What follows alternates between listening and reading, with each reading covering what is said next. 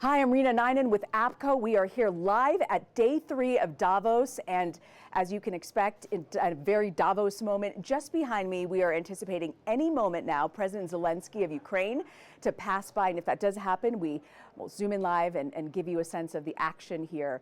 I am joined live by the founder and executive chairman of APCO, Margery Kraus, who has been coming to Davos for more than 2 decades. Margery, thank you for joining us. I can't imagine a better person to give us insights into Davos. Well, it has been a long time coming, but this has been an extraordinary year. I have to say that. So tell me what your sense is this year in 2026. How is this year different from the rest? Well, first of all, I think they have record attendance. There are heads of state from all over the world. 6 of the 7 G7 presidents, heads of state are here. I think they said there were something like almost 200 ministers here. It's just extraordinary, the kind of attendance, and the CEOs of all the major companies. And I think it's because of what's going on in the world. And I think people come here as much to get a feel from each other. Mm-hmm. Maybe it's even some global reassurance that this world is continuing to move in the right direction. Mm-hmm. And you've been inside some of those meetings with these CEOs and heads of state. What are you hearing? What are some of the themes coming out of this one? Well, I always feel like people come up the mountain with all kinds of ideas of what they want to hear, and that you hope they leave the mountain a little better off than when they came. I think this year in particular, especially before President Trump came, I think all the talk was how what the United States is doing now is affecting everybody. And so there was a lot of discussion about how much of it is real, how far it will go, and how it will affect them. And so I think that was the first day and a half. And then after I think the president was here, things seemed to calm down a little bit because people realized that things will continue, and especially without the threat of additional violence in the world. And so that was like overall. But then there's the normal business topics that come up all the time. The economy, is it going to be better or worse this year? And you have all the big banking people here, and we can go into some of this. And then there was the question of AI everywhere, mm-hmm. and what does it do for job displacement and all of that. What was interesting is the last couple of years there have been so many sessions on climate. Mm-hmm. And this year there were sessions, but they were almost like characterized in context of something else. Mm-hmm. So like I went to something that was talking about kind of health and climate, mm-hmm.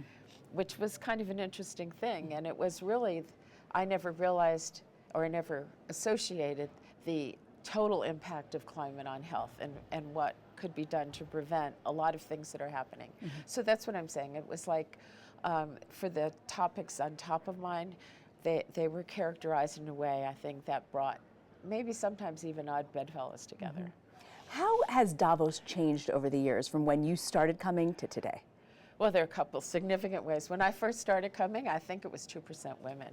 And most of the women who were here were either academics or ministers, you know, either in government or academia. And a number of us said, like, we're all the business women. And so over the years, they've done a very good job. I think it's well over 25% now. And APCO does an event on the first night for the women of Davos. We had 1,000 people respond to us, 1,000 women here. That's incredible. So it was very moving because that event is intended to give women a sense of belonging and a community, a sense of community, and that went really well, and that was fun.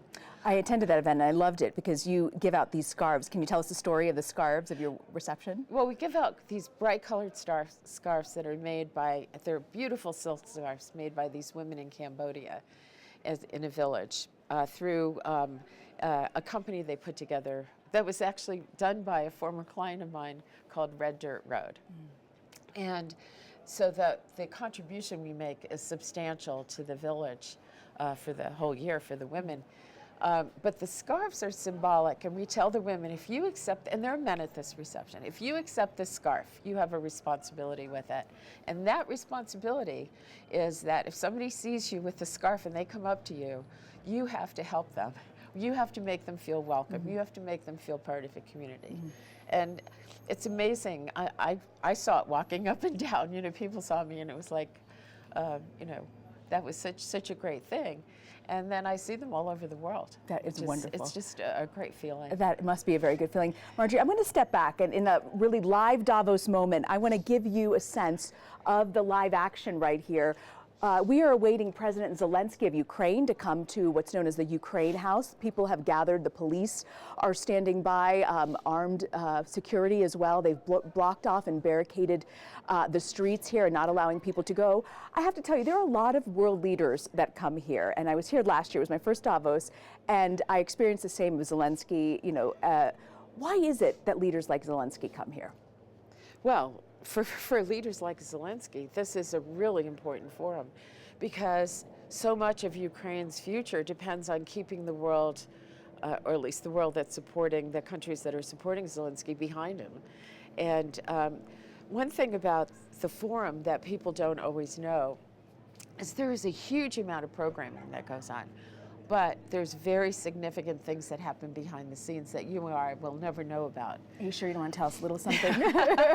I was not a fly on the wall, as much as it might have been fun to do that. But, you know, they've used this. I know when I first started coming, it was the change in the Soviet Union. And there were actually discussions here that I think helped save Boris Yeltsin's job.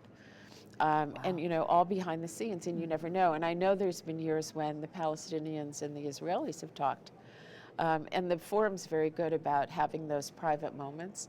And I'm not intending to make them public, but you ask why people like Zelensky. I don't think he would have come just to come.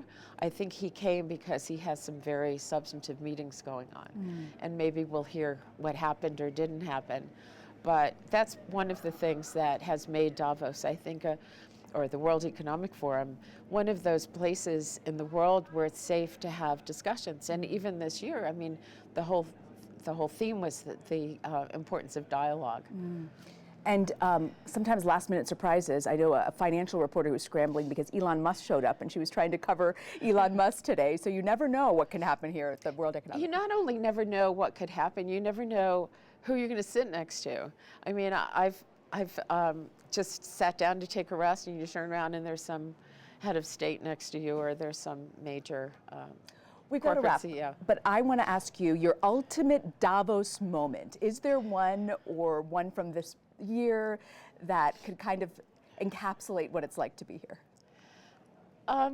Well, I've had a number of Davos moments, and I'll get to that in a minute. But I do think one of the things this year that really struck me that we haven't talked about that I think is important for people to know is that I was really struck by the energy of the global South, of the countries that are here, that maybe, you know, there's this question about the balance between U.S. and China, and there's all these big macro questions, Europe and the U.S., and while all that's going on, these smaller countries that we've never talked about that much are cutting deals and making arrangements for a lot more bilateral trade, for investing in their people, for growing things. And one of the areas that has come up, especially on AI, has been tourism, because it's the one industry where, you know, even if AI comes through it, you'll never replace the people nature of that. And so Tourize was here, which is this big global platform for tourism that was initiated by Saudi Arabia. And the energy behind this idea that we could reskill people into that profession and maybe make it something it hasn't been before. So, I mean, there are things you don't think about every day.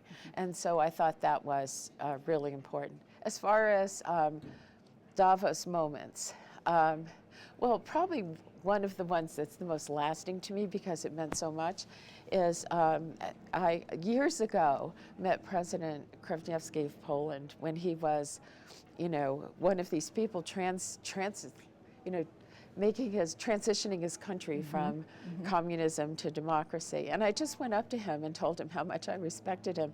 And it grew into this tremendous friendship that we have all these years later.